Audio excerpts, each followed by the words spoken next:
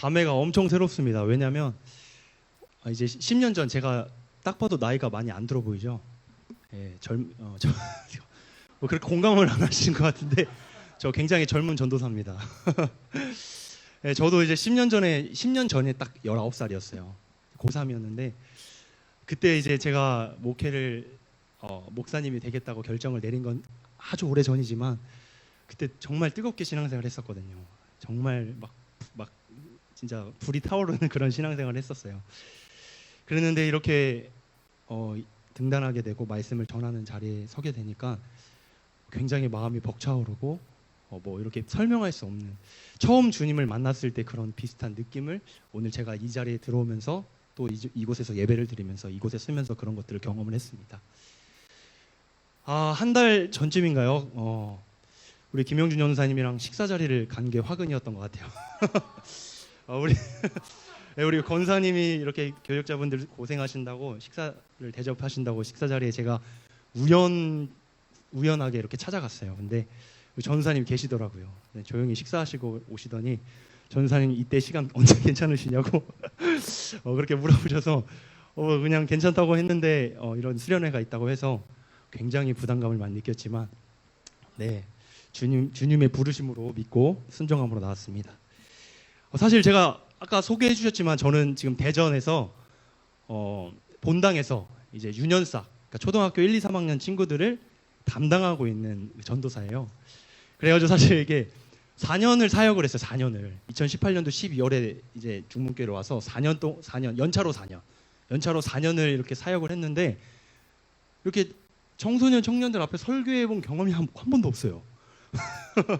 그래서 굉장히 지금 우리 아이들 언어로 이렇게 항상 이게 수준을 내리다가 어떻게 이걸 끌어올려야 될까. 근데 선생님한테 이야기를 했어요. 저희 선생님한테, 선생님 제가 이렇게 청소년 청년을 설교하러 가게 되었는데 어떻게 하면 좋겠냐고. 그랬더니 똑같이 하면 된다고 이렇게 이야기를 하시더라고요. 여러분들을 폄하해서가 아니라 예, 우리 천국은 누구의 것이죠? 어린아이와 같은 자들의 것이라고. 예, 오늘 우리 말씀 들으시는 모든 청소년 청년 우리 분들께서 어린아이와 같은 심령으로 주의 말씀을 받아주시길 예수님의 이름으로 축복합니다. 여러분들에게 질문을 먼저 몇 가지 드리고 이렇게 말씀을 전하려고 하는데요. 혹시 성경이 몇 권인지 혹시 아시나요? 이거 너무 여러분들 수준을 폄하해서 질문을 드렸나요? 네, 몇 권이죠? 네, 66권입니다. 구약 몇 권이죠? 반응이 한 0.3초 늦게 대답이 되는 것 같은데, 네, 39, 27 해서 66권이에요. 구약 39권, 신약 27권, 66권. 그렇다면 이거는 좀 성경을 꼼꼼하게 봐야만 알 수 있을 텐데, 그럼 성경은 총 몇 장일까요? 아시는 분? 성경은 총 몇 장일까요? 근접하게라도 맞추는 분에게 드릴 선물은 없지만 칭찬해 드리겠습니다. 네. 1000장이요? 네. 몇 장일 것 같으세요? 일단 1000장은 넘어요. 1200? 1500? 감사합니다. 성경은 1189장이에요. 1189장. 예, 기억해 주시면 나중에 유용할 것 같아요. 그런데 이 1189장, 66권에서 1189장에서 제일 많이 쓰이는 단어는 뭘까요? 이 성경에서 말씀 속에서 가장 많이 나오는 단어, 어떤 단어가 제일 많이 나올 것 같아요? 네. 계속 어려운 질문들을 연달아 던지니까 벌써부터 머리가 좀 아프시죠? 아주 간단합니다. 여호와입니다. 여호와. 네, 여호와. 몇 번이 나오냐면 5910번이 나와요. 굉장히 많이 나오죠. 5910번. 바꿔 얘기하면 1189장에 5910번이면 그 한 장에 몇 번이 나오는 거죠? 한 3번 이상 정도 나온다고 생각을 할 수 있을 것 같아요. 그럼 두 번째로 많이 나오는 단어가 뭔 것 같아요? 예, 어떤 걸? 말씀. 사람입니다. 사람. 예, 사람이라는 단어가 제일 많이 나와요. 두 번째로. 몇 번이 나오냐면 이게 성경이 뭐 개역 개정이냐 개역 한글이냐 뭐 버전에 따라 다를 수 있는데 보통 제가 이렇게 검색하고 찾아보니까 4200번에서 4600번 정도가 나와요. 사람이라는 단어가. 그러면 이 밖에 많이 나올 법한 단어가 뭐가 있을까요? 뭐 우리 기독교가 사랑의 종교라고 이야기하죠. 사랑이 굉장히 많이 나올 것 같은데 사랑이 510번 나옵니다. 510번. 그 다음에 믿음이 굉장히 많이 나올 것 같아요. 믿음은 330번이 나와요. 근데 제가 얘기하고 싶은 건 뭐냐면 우리 주제가 뭐죠? 예, 거룩입니다. 9번 넘어져도 10번 일어서는 거룩의 세대라고 주제 말씀을 들었는데 이 거룩이라는 단어는 그럼 몇 번 나올 것 같으세요? 거룩. 예, 거룩이 447번에서 460번 정도 나와요. 사랑보다는 조금 적고 믿음보다는 조금 더 많은 그 정도 단어입니다. 그러면은 다시 질문을 하자면 66권의 1189장 안에서 거룩이라는 단어가 447번에서 460번이 나온다면 성경에서 몇 장 걸러서 한 번씩 나오는 꼴이 될까요? 예, 계속 예. 예. 한 번 내지 두 번이 나올 것 같아요.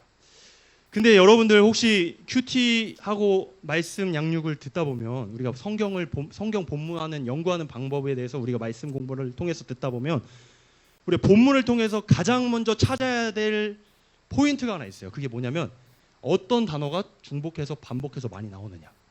이게 굉장히 중요합니다. 이 본문에 하나님께서 계속해서 강조하는 말씀들이 반복적으로 나오는 말씀들이 있어요. 이 말씀은 이 본문에서 말씀하고자 하시는 그 단어를 통해서 말씀하신 바하는 내용이 거기에 담겨져 있거든요.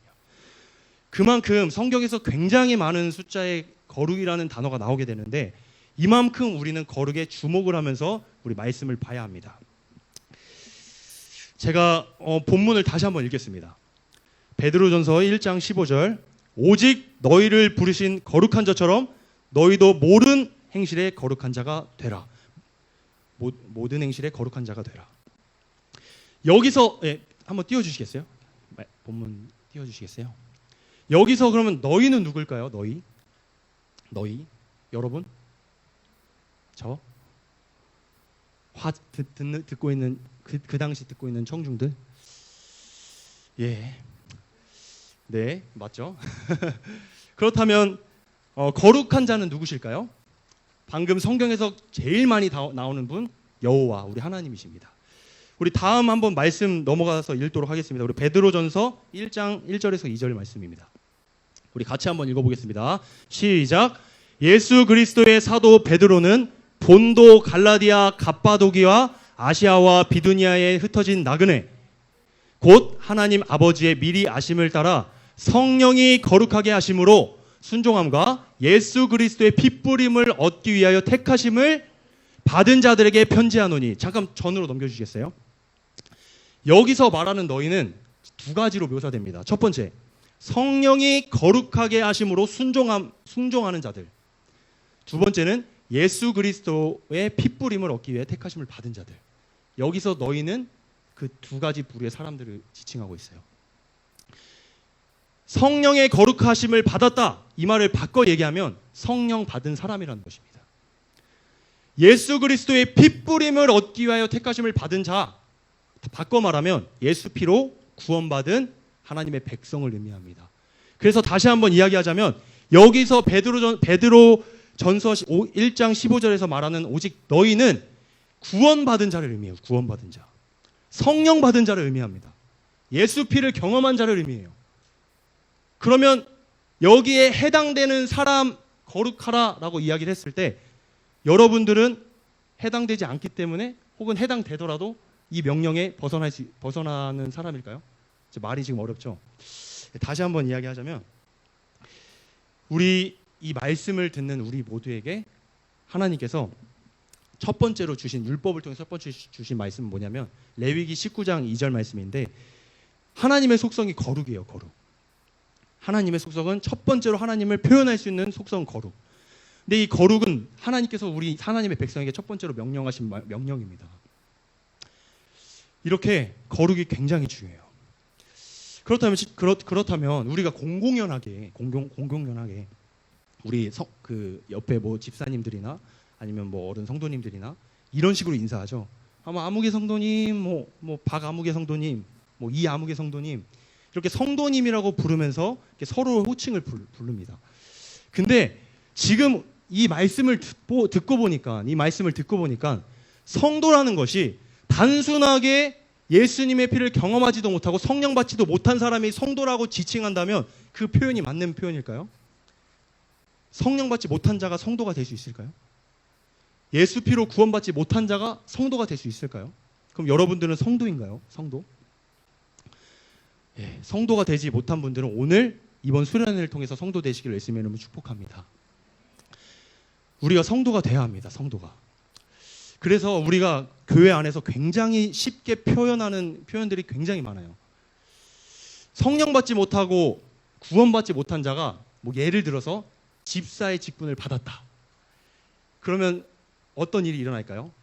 그 성령의 이끌림을 받아 그 집사의 직분을 감당하게 될까요? 아니면 자신의 육신의 생각에 따라 집사의 직분을 감당하게 될까요?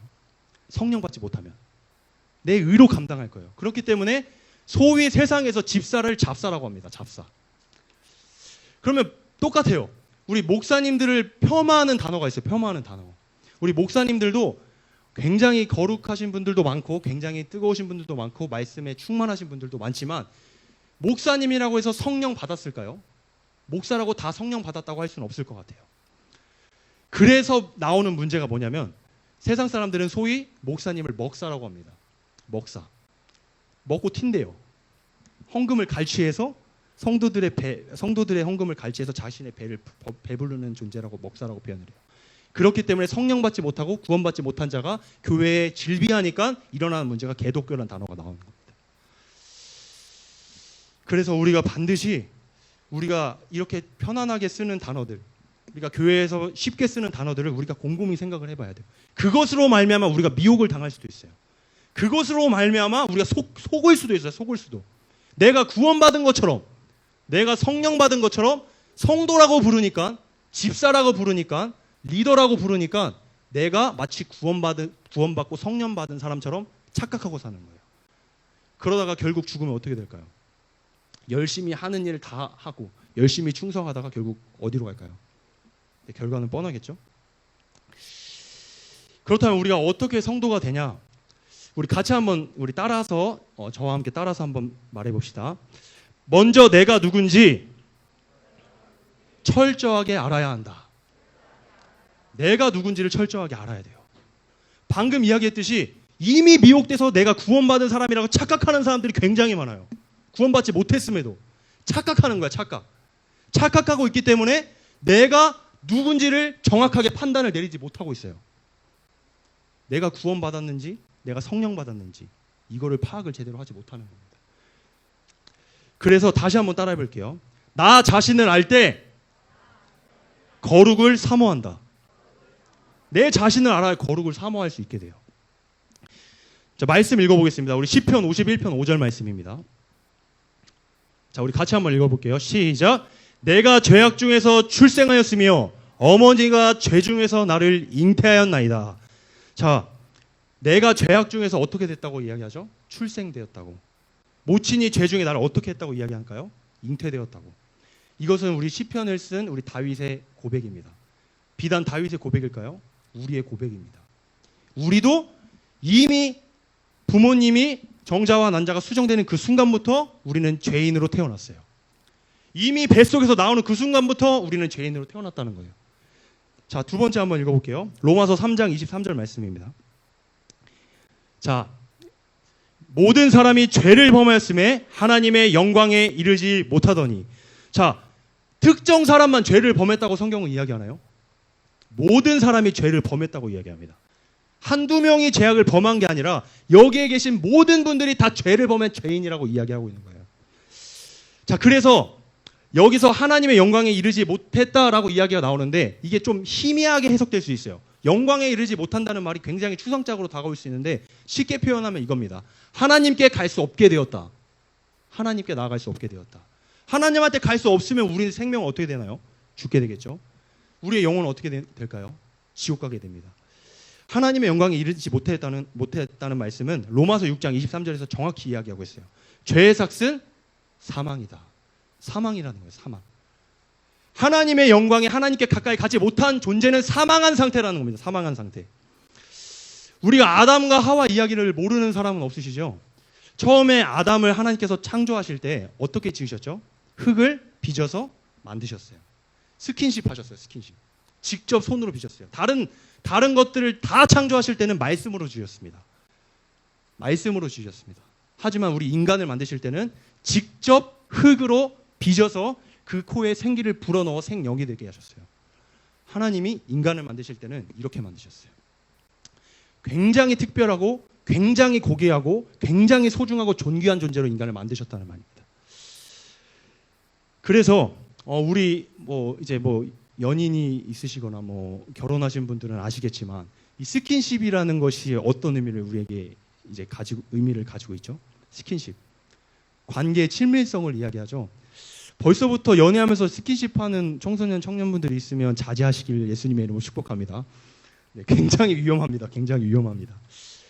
하지만 하나님께서 질서를 세우셨고 남자와 여자를 만드시고 그 가정을 이루게 하신 뒤에 그 안에서 생육하고 번성하라 말씀하시고 모든 관계의 긴밀성, 친밀성을 우리 스킨십을 통해서도 우리에게 즐거움을 허락을 하셨어요. 저도 이제 아내를 만나서 결혼을 했는데 이제 작년에 결혼을 했습니다. 1년 이제 결혼한 지 1년이 조금 넘었는데 아직은 신혼이에요. 신혼. 그렇죠? 아직은 신혼이고 굉장히 좋습니다. 오. 네, 굉장히 좋아요. 연애를 3년을 했어요. 3년. 연애를 3년을 했는데 지금 더 좋은 것 같아요. 계속 부대끼며 사는데 시간이 지나면 지날수록 더 사랑에 빠져요. 거짓말 아닙니다. 제가 아직 결혼한 지 1년이 안 돼서 그렇게 생각할 거라고 생각하시는 집사님들도 계실 수도 있지만 진짜 너무 행복합니다. 손잡는 것도 너무 좋고 포옹하는 것도 너무 좋고 그리고 우리 하나님께서 인간을 창조하실 때 숨을 불어 넣으셨다고 이야기하셨잖아요. 숨. 아내니까 뽀뽀도 하고 그럴 거 아니에요. 네, 너무 부끄러워하시는데 결혼하면 당연한 겁니다. 당연한 거. 네. 이 숨과 숨이 맞닿아요. 그것이 무엇을 의미하냐면 친밀하다는 거예요. 친밀하다. 이렇게 죄가 없을 때 하나님과 사이가 갈라지지 않았을 때는 우리 이렇게 친밀했다는 겁니다. 그 말씀을 다시 한번 읽겠습니다. 제가 창세기 4장 1절 혹시 준비됐나요? 네, 읽어보겠습니다. 아담이 그의 아내 하와와 동침하매 하와가 임신하여 가인을 낳고 이르되 내가 여호와로 말미암아 등남하였다 하니라. 자, 여기서 동침하다는 말이 어떤 그 뜻이냐면 야다라는 거예요. 야다. 자, 다시 한번 우리 요한복음 17장 3절 읽어보겠습니다. 자, 제가 읽어보겠습니다. 영생은 곧 유일하신 참 하나님과 그가 보내신 자 예수 그리스도를 아는 것이니이다.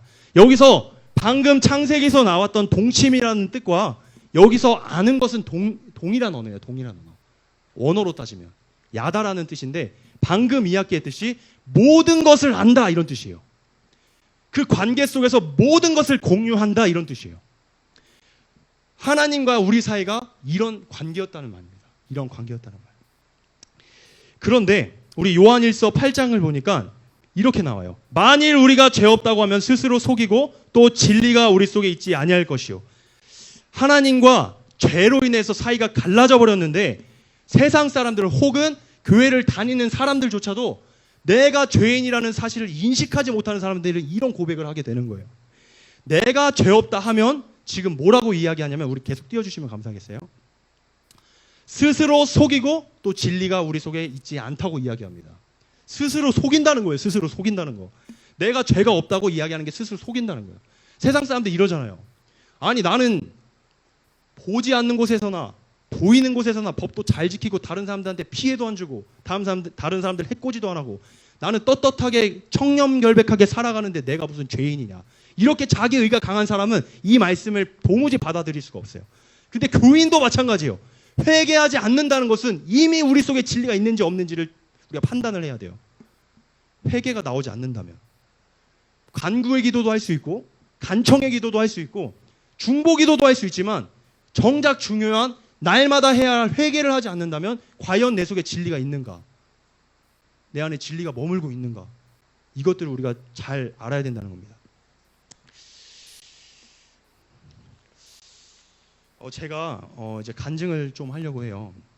이제 거룩이 나타났을 때 일어난 그런 제 삶에 대해서 간증을 좀 하려고 하는데, 우리 하나님께서 명령하실 때 내가 거룩하니 너희도 거룩하라, 이 말씀은 바꿔 이야기하면 다시 한번 나랑 관계를 회복하자, 이 뜻이에요.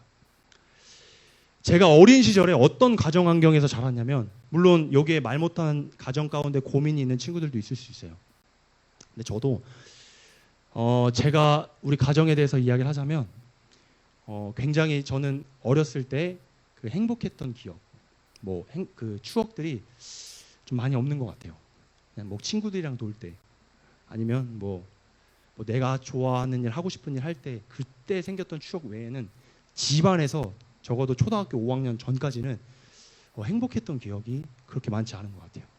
왜냐하면 저희 부모님이 맨날 다퉜기 때문에 맨날 다투셨어요. 그러니까 부모님의 사랑을 받아야 하고 부모님의 관심을 받아야 될 어린 나이 때부터 부모님의 관계가 안 좋으시니까 집안에 쌈박질만 일어나는 거예요. 치고받고 싸우는 그런 일만 굉장히 비일비재하게 일어나고, 아버지는 잘 집을 안 들어오세요. 한번 팍 하고 싸우게 되시면 한 달 동안 집에 안 들어오실 때도 있고, 뭐 2주 동안 집에 안 들어오실 때도 있고. 물론 이제 일을 핑계로 나가시긴 한데, 집이 좋고 두 내외가 관계가 좋았으면 아마 이러진 않았을 거예요. 어느 날은 이제 집 거실에 이렇게 식탁에 어떤 종이를 들고 두 분이 이렇게 대화를 하시고 계시더라고요. 대화를 하고 계시는데 굉장히 살벌하고 굉장히 눈에 초점이 서로 이렇게 뭐랄까 막 아무튼 되게 막 무서운 그런 살벌한 기운이었는데, 갑자기 제가 동생이 한 명 있어, 1살 여동생이 있는데 저와 동생이 부르시는 거예요. 그러더니 너 누구랑 살 거야? 이렇게 이야기를 하세요. 너 누구랑 살 거야? 지금 선택해. 너 누구랑 살고 싶어? 아빠랑 살래? 엄마랑 살래? 이렇게 물어보는 거예요. 제가 초등학교 3학년이었나? 4학년이었나? 그때 그런 나이밖에 되지 않았는데, 그 얘기를 듣자마자 저는 바로 방으로 도망갔어요. 방으로 바로 도망갔어요. 방으로 도망가서 방문을 굳게 닫고 침대에 엎드려서 이불을 뒤집어 쓰고 펑펑 울면서 하나님을 굉장히 원망했던 것 같아요. 제가 어렸을 때 이제 부모님이 굉장히 많이 다투시다 보니까 한번 집안에서 그런 일이 있고 나면 할머니가 저를 그렇게 많이 돌봐주셨어요. 그래서 할머니네 집으로 내가 갈 때도 있고 할머니가 저희 집에 오실 때도 있고, 그래서 항상 저희 집에 오시면 그렇게 말씀을 가르쳐 주시고 그냥 저희 손잡고 그냥 기도하시고 예배하시고 찬송가 알려주시고, 그렇게 믿음으로 항상 그렇게 키우시려고 노력을 했는데, 그 계기가 항상 싸움이 일어났을 때, 다툼이 일어났을 때, 그런 환경이 있을 때 할머니가 그렇게 들어오셔서 저희를 그렇게 키우셨었거든요. 그런데 그때 부모님이 이혼 서류 가지고 누구랑 살 거야 질문하고 제가 방으로 도망쳐 들어온 다음에 방으로 이불을 뒤집어 쓰고 하나님한테 막 쌍욕을 하면서 대들었어요. 할머니가 이야기해 주신 하나님이 그렇게 전능하시고 천지를 창조하신 대단하신 분이시라는데 왜 나는 이렇게 가정이 불행하냐고. 초등학생 3학년 4학년 머리에 그 마음에서 그런 고백이 나오는 거예요. 정말 쌍욕했어요. 하나님께. 말로 입에 담을 수 없는. 그러면서 막 크게 소리 지르면서 울지도 못하고 그냥 꺽꺽거리면서 그렇게 그냥 입을 뒤집어 쓰고 그렇게 막 울었던 것 같아요. 결국에 이제 제가 초등학교 5학년 됐을 때 결국 이제 부모님이 이혼하셨어요.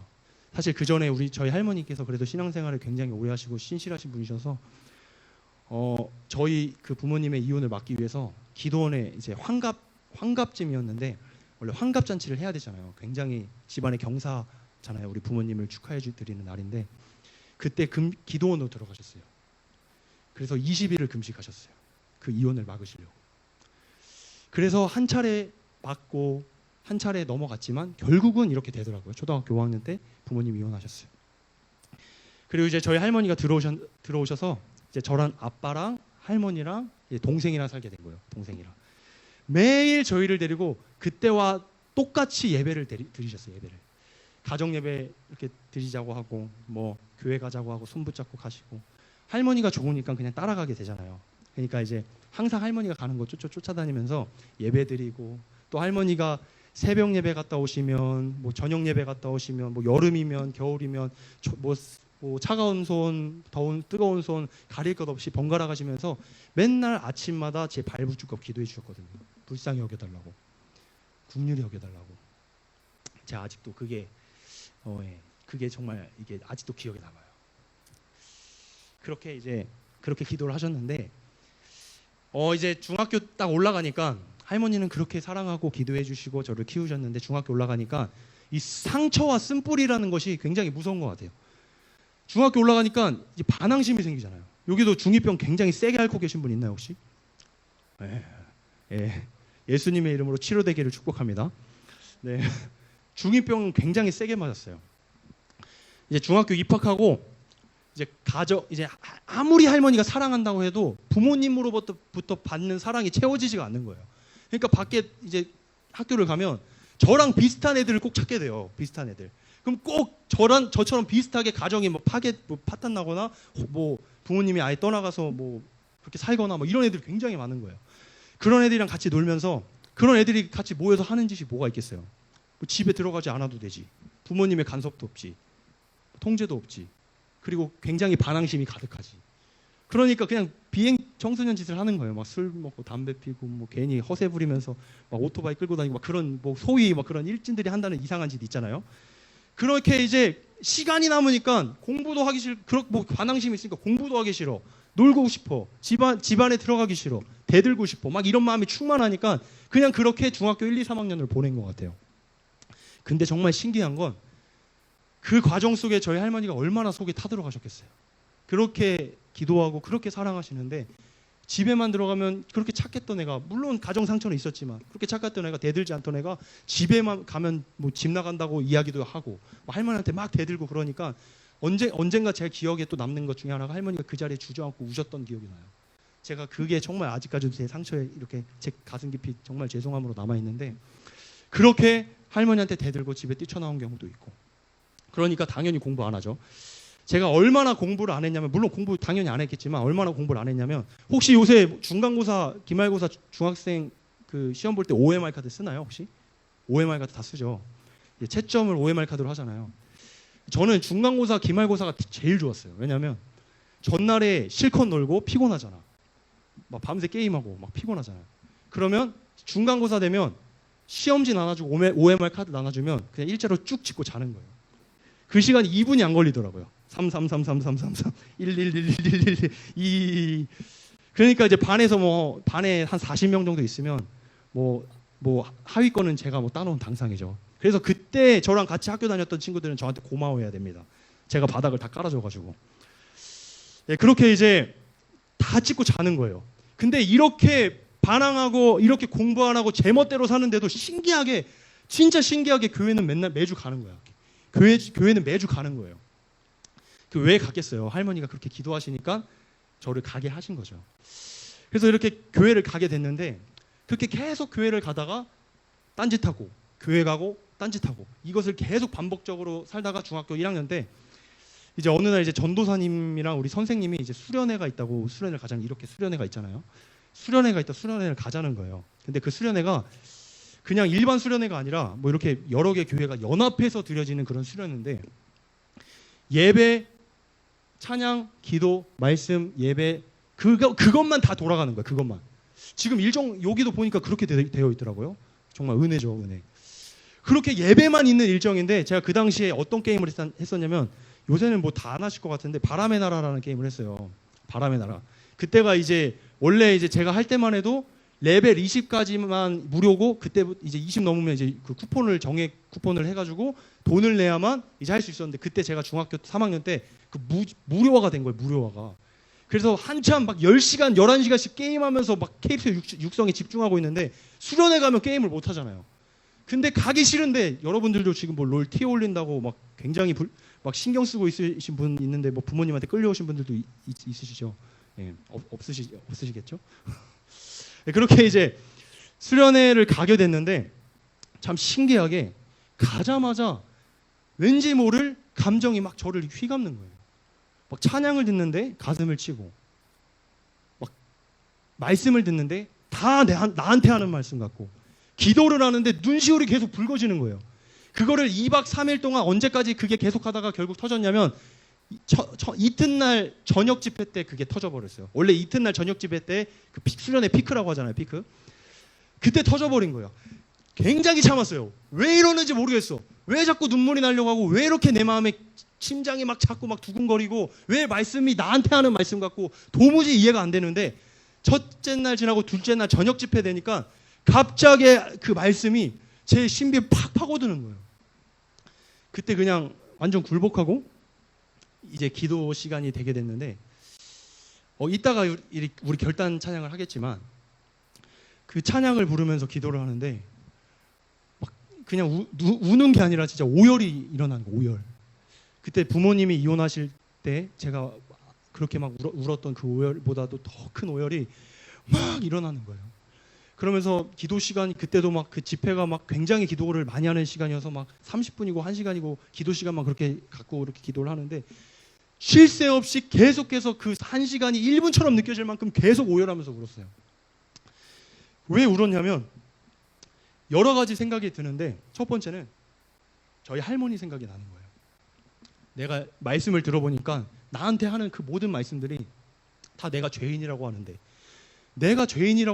그게 다 내 말씀 같은데, 그게 그때서야 말씀이 깨달아지면서, 그 눈물 속에서 그 말씀이 깨달아지면서 할머니가 떠오르는 거야.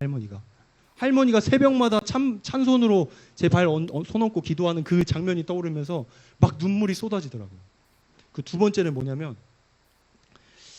그렇게 할머니가 사랑하고 그렇게 할머니가 저를 위해서 기도하셨는데, 제가 중2병이라 사춘기라고 치고 부모님 속을 썩이고 아프게 했던 거, 우리 할머니 속을 막 갈기갈기 찢어놨던 거, 그게 생각나면서 제 죄책감 때문에 막 하염없이 눈물이 나는 거예요. 이런 쓰레기를 어떻게 이러면서 내가 할머니한테 했던 그 죄가 너무나 크기 때문에 그 막 죄책감이, 어떻게 미안한 마음에 어떻게 할 수가 없는 거예요. 그리고 세 번째는 어떤 마음, 그 감정이 어떤 주제가 되었냐면, 제가 어렸을 때부터 행복했던 기억이 없다고 얘기했잖아요. 맨날 부모님이 싸웠으니까. 근데 내가 아파하고 고통스러워하고 신음하고 눈물 흘리고 심지어 하나님을 쌍욕하고 그렇게 하나님을 원망하던 그 순간에도 하나님이 저를 기다리고 계셨고 제 옆을 지켜주고 계시더라고요. 그게 영적으로 확 느껴졌어요. 그리고 오늘 이 수련회를 통해서 나를 만나시기 위해 이제까지 기다렸다는 것을 제가 그때 알게 되고 가슴이 진짜 무너져 내렸어요. 그 눈물이 주체가 안 되는 거예요. 막 울고 나니까 그 눈물이, 집회가 끝나면서 눈물이 끊어져야 되는데, 그때 같이 수련회 온 친구들이 있었는데 그 숙소로 가는 그 시간이 그래도 숙소까지 예배당이 좀 멀어서 한 15분 정도 걸어갔을 것 같아요. 가면서 계속 울면서 걸어가고, 숙소에 가서도 계속 울고, 왜 자꾸 우냐고, 왜 그렇게 우냐고, 막 서럽게 우냐고 친구들은 옆에서 물어보는데, 저는 거기에 대답할 겨를이 없었어요. 눈물이 나는 걸 어떡해. 내가 너무 죄인이라는 사실을 깨달아지는 걸 어떡해. 내가 쓰레기인데 하나님이 이 쓰레기를 사랑하신다는 사실이 믿어지는데 어떡해. 계속 울다가 보니까 그때 제 인생이 변하기 시작한 거예요. 아마 비슷한 예수님을 만나게 된 사람들은 비슷한 경험을 다 하셨을 거예요. 그때부터 제가 180도 인생이 달라지기 시작하는데, 그냥 이전에 저는 없어졌어요. OMR 카드 일자로 찍던 애 없어졌어요. 그날 제가 그 수련회 때 제가 기억에 남는 건, 그때 김한수 목사님이셨나, 그 목사님이셨는데, 그 목사님이 무슨 파워학습법이라는 책으로 항상 그 수련회 때마다 이야기하셨던 그 책이 있었거든요. 그래서 그 집회가 끝나고 이제 하나님께서 인생을 회개하고 돌이키고 내가 주님 앞에 그 사랑을 받고 있었던 존재라는 걸 깨달으니까 삶의 목적이 생기니까 그때부터 질서대로 돌아가게 만드시더라고요. 성령 받고 구원받은 사람이 자기 질서로 찾아가지 못하면 그 성령 받았다고 생각하기에는 조금 우리가 의문을 가져야 될 것 같아요. 공부를 당연히 학생이 해야죠. 열심히 해야죠. 내가 무엇이 될지 어떻게 될지는 모르지만 학생의 신분에서 공부하는 것은 신분으로서 옳은 행위죠.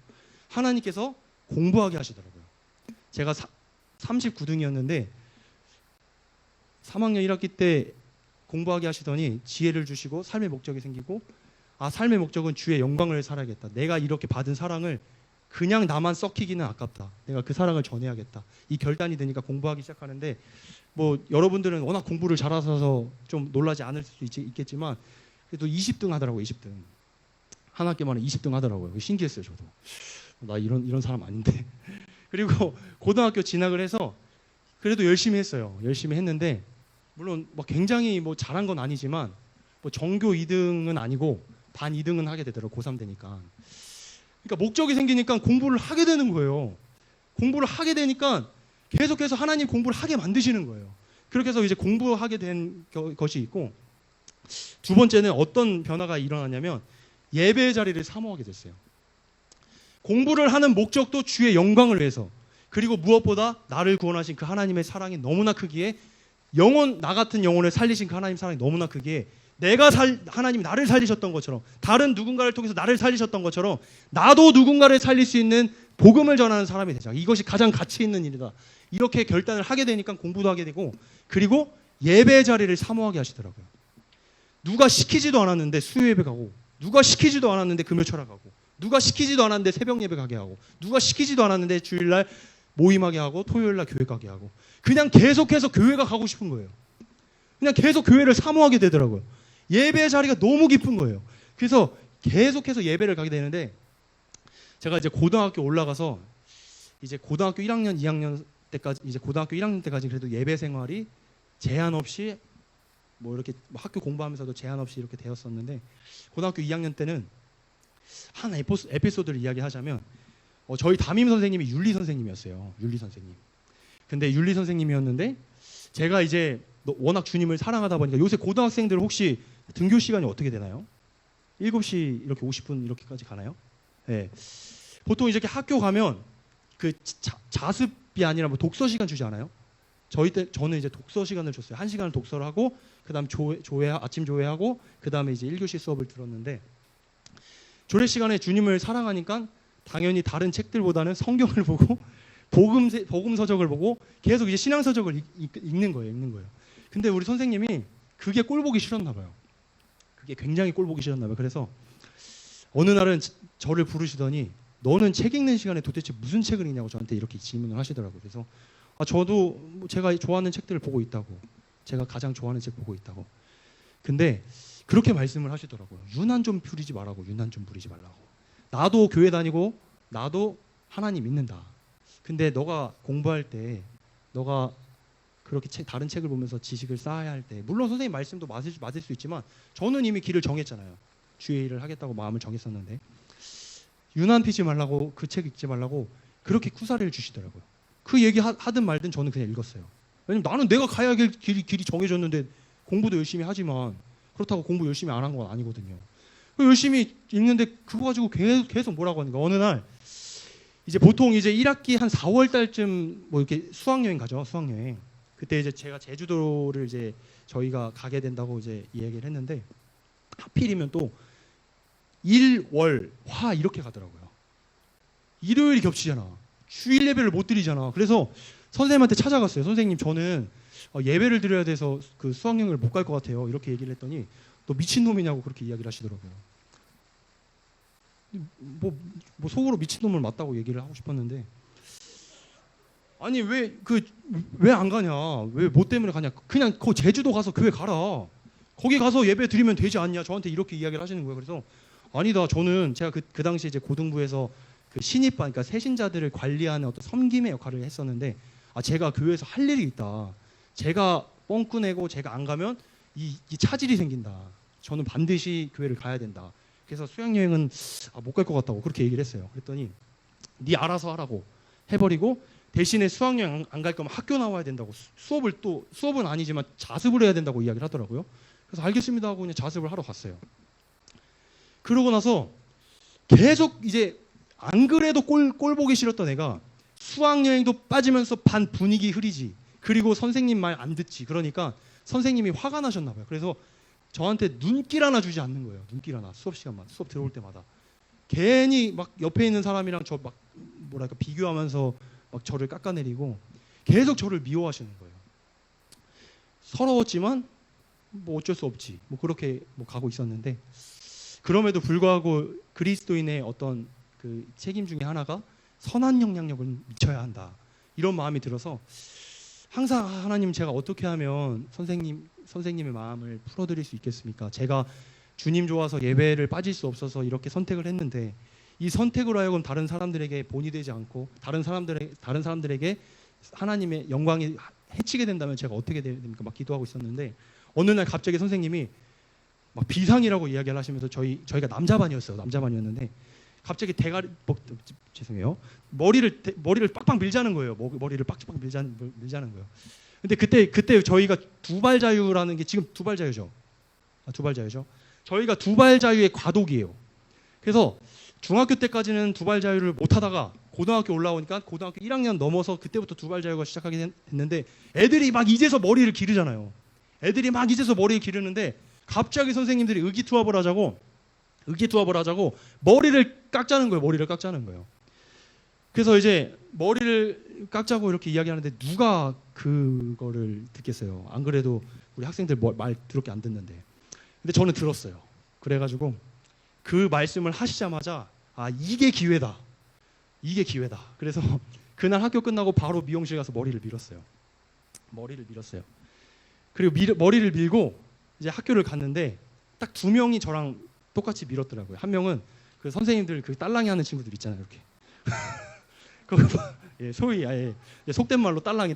이게 선생님들한테 막 재롱 부리고 막 그런 친구. 그 친구랑 저만 밀었더라고요. 그래서 친구들이 저보고 뭐라 했냐면 매국노 새끼라고 그랬어요. 너 친일파 새끼냐? 그만큼 그러니까 다 안 믿는데 저만 믿니까 애들이 미쳤다고 하는 거 미쳤다고. 너 왜 그러냐고. 제정신이냐고. 그래서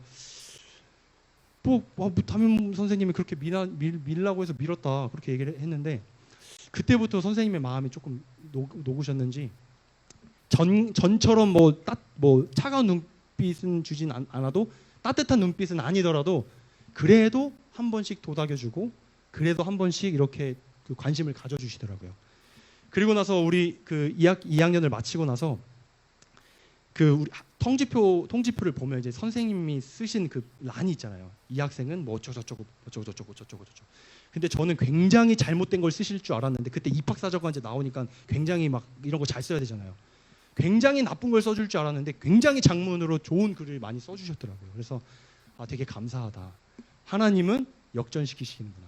믿음 안에 거하려고 노력할 때 하나님 역전시키시구나. 제가 이것을 경험을 했어요. 제가 하나님을 만나니까 거룩하신 분이 내 안에 임하니까 그런 담대함도 생기고 그런 거룩한 영향력도 미치게 되더라고요. 그리고 한 가지 바뀐 게 뭐냐면 제 기도를 사모하게 됐어요. 기도를. 저희 학교에 이제 기독교 동아리 루아라고 기독교 동아리가 있었는데 이 동아리가 원래 기독교 중창 동아리예요. 그래서 이제 축제 때 한 번씩 이렇게 그 찬송가를 그 연습을 해서 사중창으로 이렇게 발표하는 그런 동아리였는데 중창하는 동아리 기도하면 어때? 그래서 이제 같이 입학을 한 친구들 중에 이제 저랑 좀 친한 친구들 중에 같은 교회를 다닌 친구도 있었어요. 근데 그 친구들이랑 같이 우리 기도하자. 그래서 이제 기도를 하기 시작했어요. 어떻게 기도를 했냐면 저희 학교가 5층인가 그랬는데 2층에 그 실과 그 가정 실습하는 그런 실습실이 있었는데 그 맞은편에 보면 피아노가 있어요. 피아노. 근데 이게 복도에 공간이 좀 되는데 우리가 여기서 모여서 석식 먹고 저녁 먹고 이제 야자 들어가기 전에 우리 같이 기도하자. 그래서 매일 모여서 기도를 했는데 이제 거기서 이제 우리 동아리 친구들이 한 대여섯 명 됐어요. 근데 기도하니까 오며 가며 지나가는 친구들이 쟤네 뭐 하는 거냐고 손가락질을 하는 거예요. 쟤네 약간 이상하다. 쟤네 막 사이비 아니야? 막 이러면서 막 이상한 짓을 하고 있으니까 지들 생각으로는 이상한 짓이잖아요.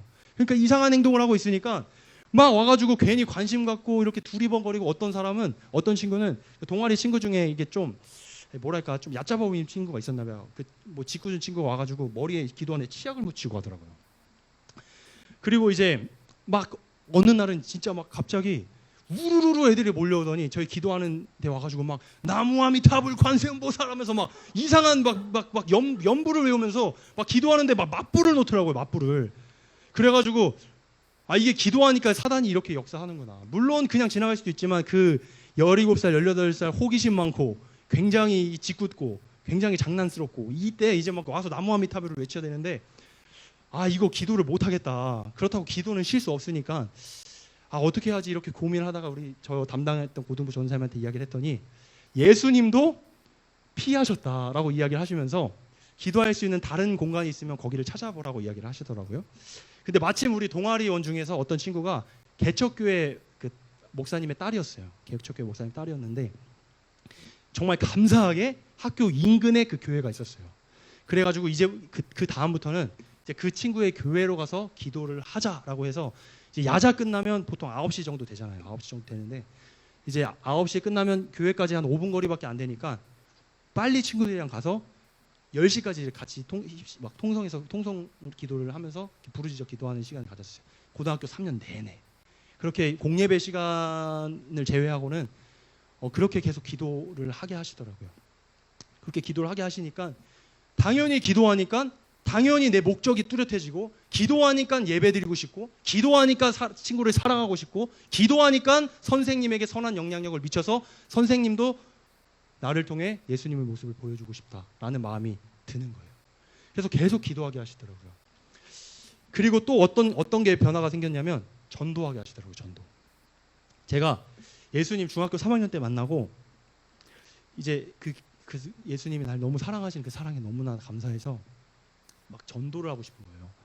막 구원받은 이 사실을 나만 가지고 있기엔 너무 아까운 거예요. 그래서 수련회를 갔다 오고 이제 저는 굉장히 많이 변했죠. 굉장히 매일 예배드리고 매일 기도하고 맨날 자기 전에 침대에 앉아서 기도하고 그랬으니까 그게 이제 방학이라고 해봤자 2달 뭐 되잖아요. 2달 좀 안 되는데 갔다가 이제 학교에 2학기를 들어와서 이제 친구들을 만나니까 웬 정신 나간 미친놈이 되어 있는 거예요.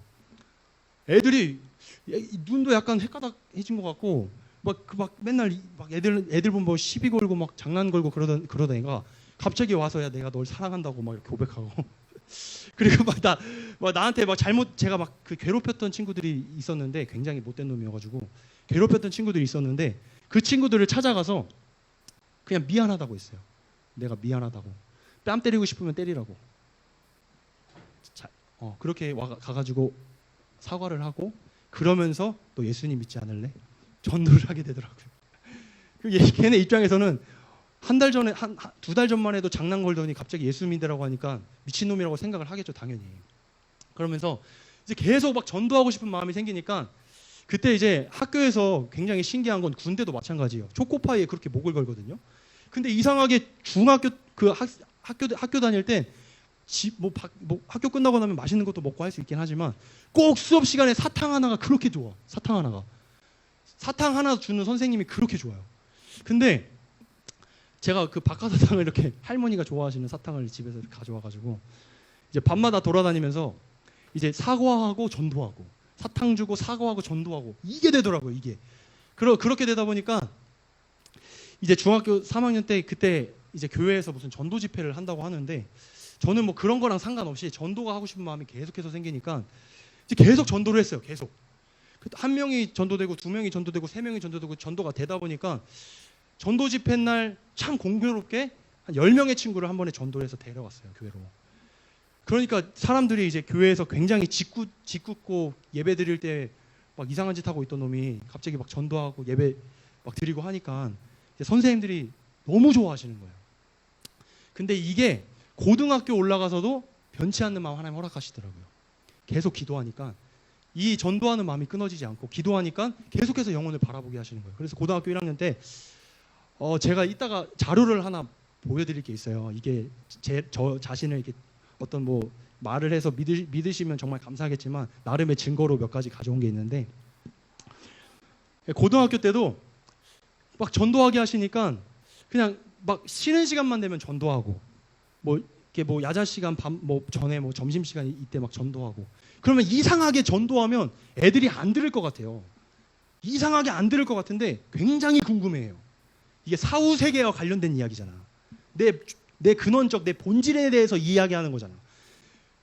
죄에 대해서 이야기하고 영적인 거에 대해서 이야기하는 거다 보니까 사람들이 이게 영적인 존재는 영적인 것에 끌리게 되는 것 같아요.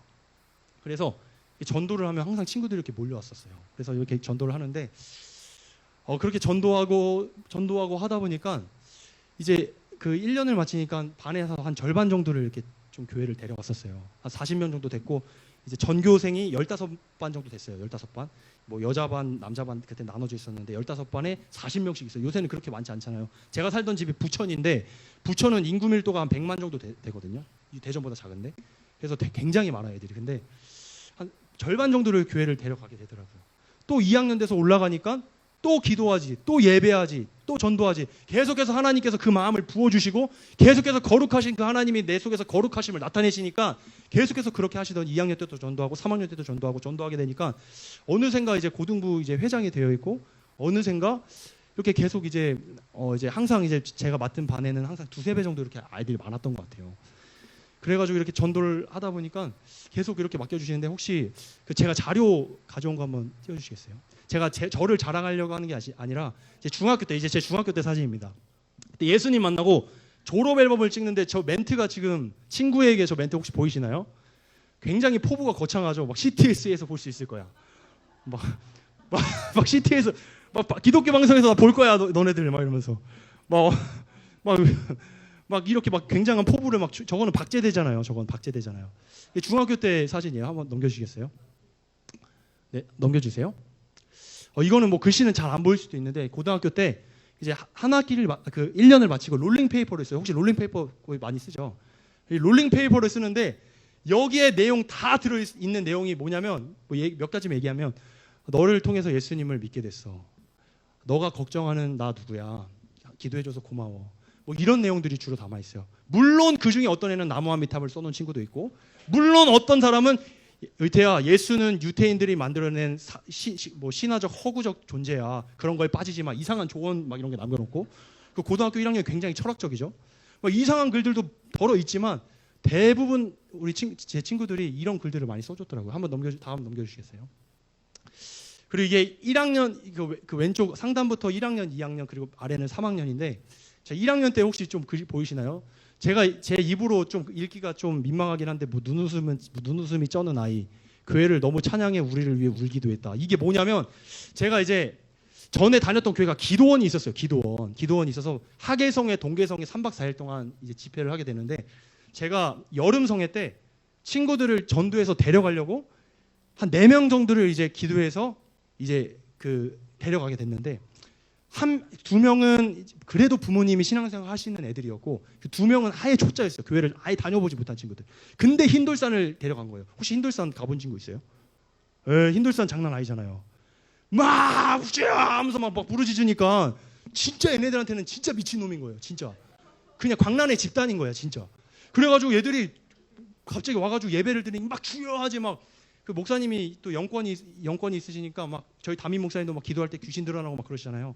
막 기도하면 막 떠나가라 이러는데 막 귀신들이 막 소리 지르고 막 떠나가고 막 이런 기적과 이적과 막 현상들이 막 일어나니까 얘들이 진짜 미친놈들이 있구나 하면서 진짜 무슨 뭐랄까 그것이 알고 싶다 뭐 이런 거 막 그런 느낌으로 한번 받아들였었나 봐요. 그래서 첫날에 이제 집회를 다 마치고 저한테 그 기도원이 버스 타러 가는 데까지 굉장히 거리가 많아요. 걸어서 갈 수 없는 곳이에요, 사실. 걸어서 가면 2-30분 걸리거든요. 근데 차를 타고 내려가야 되는데 밑에 나는 도저히 못 있겠다 해서 2명이 도망을 갔어요. 그 저녁에. 그 17살짜리 애들이 2명이 도망을 갔어요. 그리고 2명은 남았었는데 그 2명 끝까지 예배를 잘 드리고 이제 성령 체험하고 방언받고 나중에 돌아가서 열심히 이렇게 또 신앙생활 할 수 있는 그런 친구들이 됐는데 그 2명의 친구들이 이제 2학기가 시작해서 선생님이 방학 동안 있었던 일 얘기할 애들 있냐? 이렇게 앞에 나오라는 나와가지고 내가 데려갔던 애가 제일 먼저 나와가지고 그렇게 얘기하는 거예요. 제가 어딜 다녀왔는데 제가 굉장히 이상한 일을 경험하고 왔습니다. 제가 진짜 이렇게 이태한테 말하기는 뭐하지만 제가 굉장한 충격을 받고 왔는데요. 정말 미친놈들인 줄 알았습니다 하면서 그 기도원의 뜨거운 은혜 현장을 막 조롱하는 거예요. 조롱. 그러니까 당연히 애들은 그 얘기를 들으면 의태가 뭐 전도한다고 하고 뭐 교회 다니자고 하고 이야기는 하는데 그렇게 이야기를 하니까 전도의 문이 막힐 수도 있잖아요. 그렇게 이야기를 하니까 막 애들이 깔깔대면서 웃는데 그 다음에 이제 애들이 누굴 불러내냐면 저를 불러내더라고요. 아, 의태 얘기도 한번 들어보자 하면서 이제 저를 앞으로 불러들여서 제 얘기를 이제 하게 됐는데 그때 눈물이 쏟아진 거예요. 근데 그때 제가 정말 그냥 다른 얘기 하나 하지 않고 그냥 펑펑 울면서 그냥 눈물이 쏟아져요. 펑펑 울면서 난 너네들이 너무 불쌍해. 뭐 이렇게 딱 뜬금없이 걔네들 입장에서 내가 왜 불쌍하지 이렇게 생각할 수 있는데 막 울면서 난 너네들이 너무 불쌍해. 난 너네들이 지옥 안 갔으면 좋겠어. 막 이렇게 하면서 우는데 막 애들이 막 우니까 막 웃을 수는 없고 우니까 막 조용한 거야. 그래서 선생님도 그냥 가만히 지켜보시다가 이제 괜찮다고 하고 나오라고 하시고 그냥 이제 그 이야기거리를 일단락을 하셨어요. 근데 그게 계기가 됐던 거예요. 그게 계기가 돼서 그 눈물이 그 웃음거리로 될 수 있었던 그것이 하나님께서 거룩한 것들로 거룩함을 나타내서 반전시키시니까 그때 전도가 20명이 된 거예요. 그 반 절반이 된 거예요. 애들이 호기심을 갖는 거야. 호기심을. 그렇게 돼서 이렇게 전도하게 됐어요. 전도하게 됐어요. 근데 제가 전도를 이제 고등학교 때 3학년 때까지 이제 하다 보니까 이제 어느 날 이제 독서실에서 여름방학 때 공부를 하고 있는데 전화가 오더라고요. 전화가 오는데 저희 선생님한테 전화가 오세요. 그래서 이태야, 너 혹시 네 이야기를 조금 나눠볼 생각 없냐? 이렇게 이야기를 하시더라고요. 그래서 어떤 이야기를 나누면 될까요? 이랬더니 너가 그래도 열심히 전도하고 그래도 열심히 친구들과 관계도 좋고 너가 그래도 많은 아이들한테 영향력을 미치고 있으니까 너가 그래도 너의 글을 남겨서 이렇게 좀 이야기를 나누면 좋겠다. 이런 이야기를 하시더니 알겠습니다. 그럼 어떻게 한번 좀 생각을 해볼게요 하고 이제 무슨 이야기를 하지 하고 있었는데 또 다시 한번 전화가 오더라고요. 전화가 와서 딱 받았더니 그때 저희 제가 다녔던 전 교회 이제 교회가 굉장히 크다 보니까 뭐 흰돌산 나왔으니까 이제 연세중학교 제가 다녔는데 굉장히 크잖아요. 근데 교회 안에 이제 담임 목사님의 책을 출판할 수 있는 출판사가 있고 그리고 신문사가 있어요. 신문사.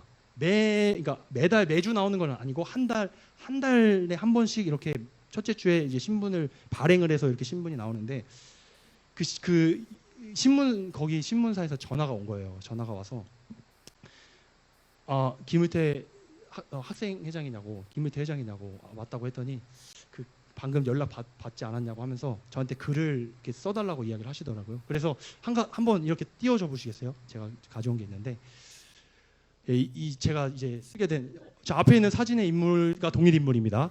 예, 이제 이게 고3 수험생이 전하는 복음 이야기 해서 자충우돌 전도 이야기 이렇게 해서 제가 신문에 실리게 됐는데 이때 제가 듣기로는 그 청소년들 중에서 최초로 제 이야기가 이제 신문에 올라왔다고 얘기를 하시더라고요. 그래서 이제 전에는 이제 고등학생들이 이제 신문에 쓰여졌던 적은 없는데 그렇게 됐다고. 근데 이렇게 하나님께서 넘겨주셔야 됩니다. 하나님께서 나를 만나 주시니까 하나님 사랑이 명확하게 내가 깨달아지고 내가 정말 죄인이고 정말로 난 연약한 자고 정말로 부모의 사랑도 제대로 받지 못하고 정말 그렇게 불쌍하다고 날마다 그렇게 불행한 사람이라고 고백하면서 살았던 제가 예수님의 사랑을 만나고 성령을 받고 성령을 체험하고 거룩하심을 경험하고 거룩하심이 저를 통해서 나타나게 되니까 이런 역사들이 일어나게 되더라고요.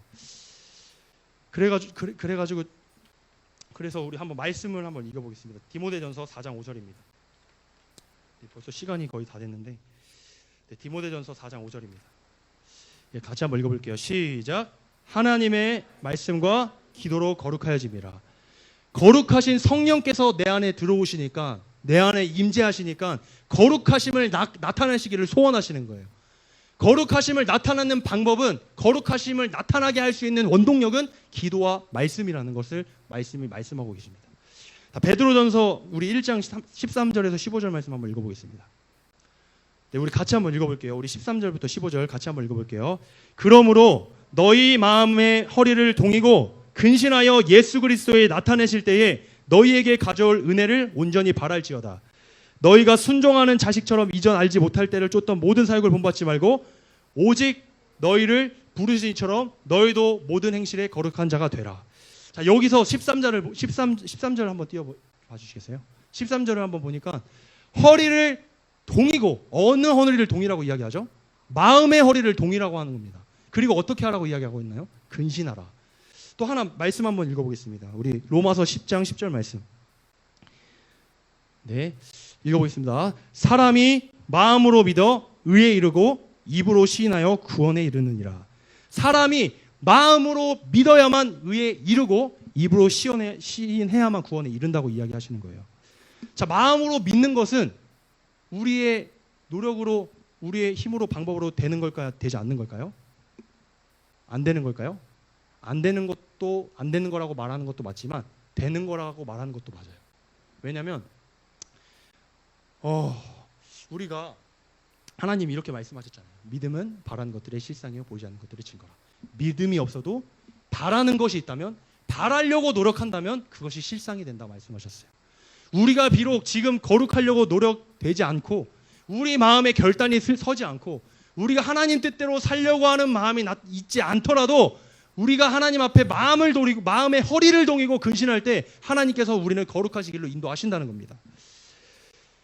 자, 우리 말씀 한번 더 읽어보겠습니다. 예레미야 33장 3절입니다. 자, 같이 한번 읽어볼게요. 시작. 너는 내게 부르짖으라. 내가 내게 응답하겠고 내가 알지 못하는 크고 비밀한 일을 내게 보이리라. 아멘. 자, 지금 여기서 우리가 뭐 하라고 말씀하고 있나요? 부르짖으라고 이야기합니다. 부르짖으라고. 자, 마음이 없어도 부르짖다 보면 마음이 생기더라고요. 신기하게. 믿음이 없어도 믿음 달라고 기도하다 보면 어느 순간 내 안에 믿음이 쓱 찾아오더라고요. 하나님께, 하나님 사랑을 내가 알고 싶어요. 깨닫고 싶어요. 하나님 사랑을 내가 경험하고 싶어요. 간절히 야곱이 야복강가에서 축복을 받기 위해서 하나님의 사랑과 씨름하잖아요. 그런 것처럼 간절히 구하는 자에게 이스라엘이라고 칭하시고 하나님을 이긴 자라고 칭하시며 축복하시는 장면을 우리가 바라볼 수 있는 것처럼 우리가 간절히 하나님을 사모하고 간절히 부르짖을 때 우리 안에 성령이 임하실 줄 믿습니다. 아멘. 그래서 우리 같이 우리 찬양하심으로 우리 결단하면서 우리 주님 앞으로 나아갈 텐데, 오늘 말씀이 거룩하심이 나타날 때입니다. 거룩이 나타날 때 우리는 비록 부족하지만, 우리는 정말 연약하지만, 우리가 정말 쓸데없는 사람이라고 느껴질 때도 있지만, 우리를 통해서 하나님의 거룩하심이 나타나게 된다면 우리를 통해서 하나님의 영광이 드러나고 우리를 통해서 수많은 영혼이 살려지게 되고 우리를 통해서 수많은 사람들이 구원받는 역사가 이루어지게 될 줄 믿습니다. 무엇보다 우리 여기에 계신 우리 청소년 청년 분들 중에서 아직 내가 성령을 받지 못했고 내가 아직 죄인이라는 사실을 깊이 깨달아지지 않는다면 오늘 간절하게 깨달음을 달라고 기도해 주시면 좋겠습니다. 우리 함께 주께 가까이 찬양하시면서 우리 간절한 사모함으로 주 앞에 나아가겠습니다. 주께 가까이, 주께 가까이 날 이끄소서. 간절히 주님만을 구합니다. 채워주소서. 주의 사랑을 진정한 찬양들 다시 한번 고백합니다. 주께 가까이, 주께 가까이 날 이끄소서. 간절히 주님만을 원합니다. 채워주소서. 주의 사랑을 진정한 찬양 드릴 수 있도록 목마른 나의 영혼, 목마른 나의 영혼 주를 부르니 나의 맘 만져 주소서. 주님만을 원합니다. 더 원합니다. 나의 맘 만져. 다시 한번 고백하겠습니다. 진실함으로 주께 가까이, 주께 가까이 날 이끄소서. 간절히 주님만을 원합니다. 채워주소서. 채워주소서. 주의 사랑을 진정한 찬양 드리소. 주여 목마릅니다. 목마른 나의 영혼,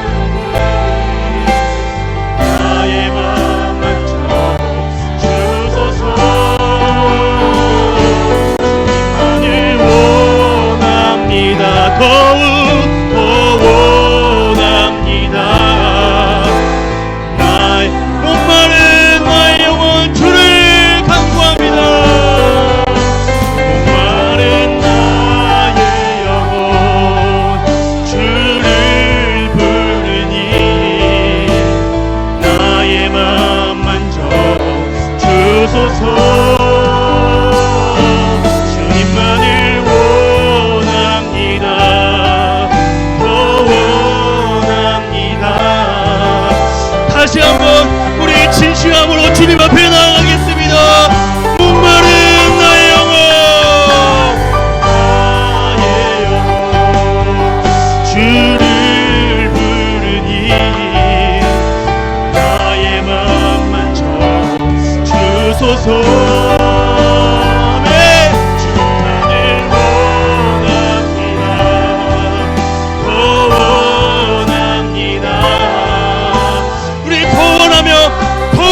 마지막으로 다시 한번 목마른 나의 영혼,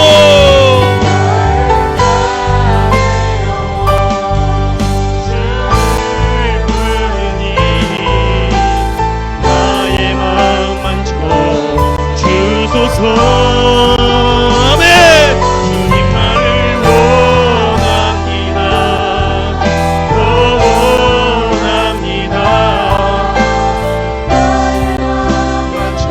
우리 이 시간 다 함께 기도하겠습니다. 하나님 아버지, 나에게 거룩을 나타내 주시옵소서. 거룩은 우리와 하나님과의 관계의 회복입니다. 우리가 관계가 회복되지 않으면 우리는 다 지옥 가게 됩니다. 하지만 주님과 관계가 회복될 때 우리를 통해서 하나님 영광 받으시고, 우리를 통해서 하나님 영광 받으시고, 우리를 통해서 수많은 일들을 이루실 믿습니다. 나에게 거룩을 나타내 주옵소서. 나에게 거룩을 나타내 주옵소서. 우리 주여 세 번 부르짖고 동성으로 기도합니다. 주여.